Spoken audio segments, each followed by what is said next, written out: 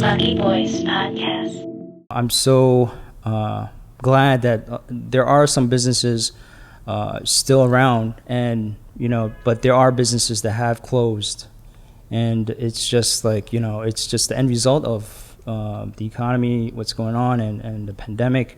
But I'm glad that summer's kind of the resurgence of these businesses coming back. That's true. And for me, you could see some changes in Chinatown even before the pandemic.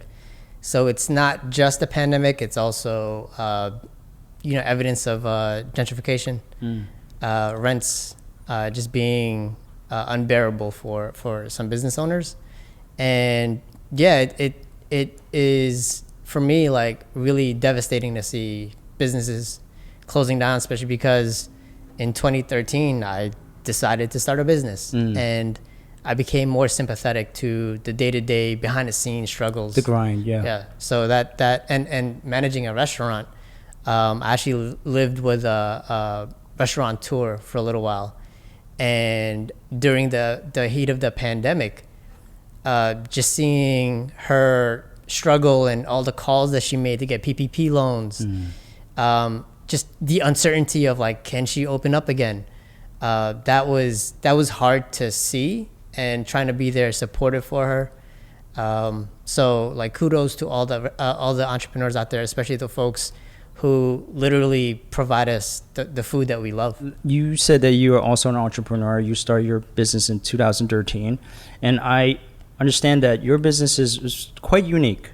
You work with a lot of nonprofits, and I mean, I'll let you take it from there. I mean, like you're basically supporting nonprofits in curating and procuring talent, right? Yeah, so that's a large part of what we do. So in 2013, I had this crazy idea to start a company, and it was really based on my skill set in helping like Black and brown youth ascend to college and earn about $2 million in scholarships and grants. So I was doing that as part of my early career at the City College of New York. That's where I graduated from. But there was this program called Upward Bound. And I got a chance to flex my college access skills to help them. And in the success of that program, I started to see like the value that I had in terms of not just like making money for myself, but also delivering social impact. But I wasn't getting paid enough. And it got to the point where like, you know what, it's time for me to start something on my own.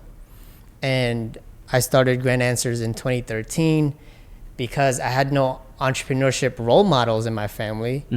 No one around me really like taking me under their wing. I made $0 the first 4 months. Wow. So how did you support yourself during the time? Savings, right? Got so it. I had saved up as much as I could in going up as an immigrant, particularly growing up as an undocumented immigrant.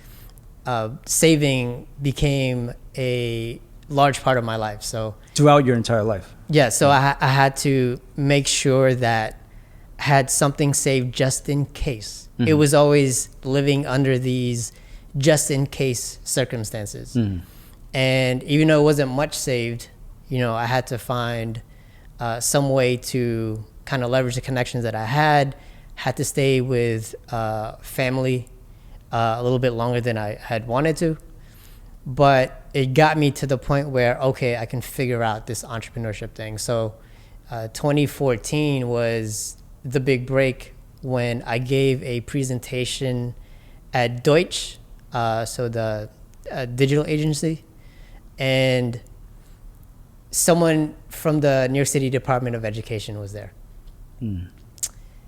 They reached out afterwards. We love what you did. I think the activity that I did was I freestyled a college essay. What I would do is, and I grew up in Hollis and Jamaica, Queens, so hip hop was always Was a big part of your life. big part of my life. Yep.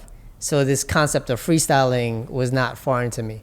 But I freestyled a college essay just by getting ideas from all the high school students in the audience.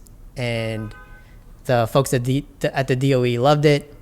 A few months later, we secured some funding. So I would do college access programming for students in temporary housing in the Bronx. And then from then, we worked with individual schools as well. So the way my business started off was, all right, we still focus on college and college access and scholarships and grants. Part of the reason why it's called Grant Answers. But you know what happens when people go to college? Well, they got to start worrying about careers. Mm-hmm. And what happened was, I kept getting the requests, and I was like, well, I'm gonna have to make a pivot at some point. And around late 2014, I had applied for this business incubator at the City College of New York. We got a runner-up prize, and in that training, we got trained in lean entrepreneurship. So we learned in depth about like business model canvas and how we, make sure we get product market fit. And that propelled me to, let's make this hard pivot into careers. And that's when we started to do work with organizations like the Knowledge House, which is based out of the South Bronx, and they're diversifying tech, and we help develop curriculum for them. We help facilitate classes, and we've helped their operational budget grow from, 6 figures to 7 figures, right?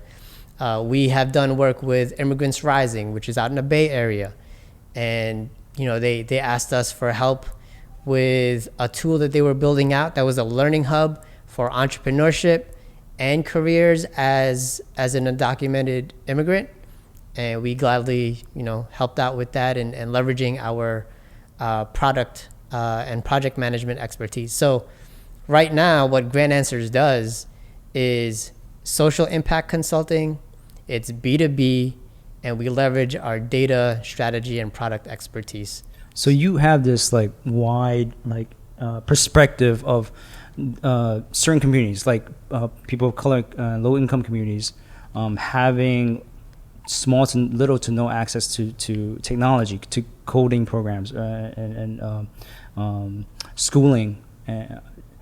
Do you see that right now things are changing, where you see more people of color transitioning into these type of technology careers? Yes, than before? There is definitely a shift. It's definitely changing, and it starts with, it's easy to point to the corporate support that's coming. But what I want to bring it back to is there were a lot of like grassroots work.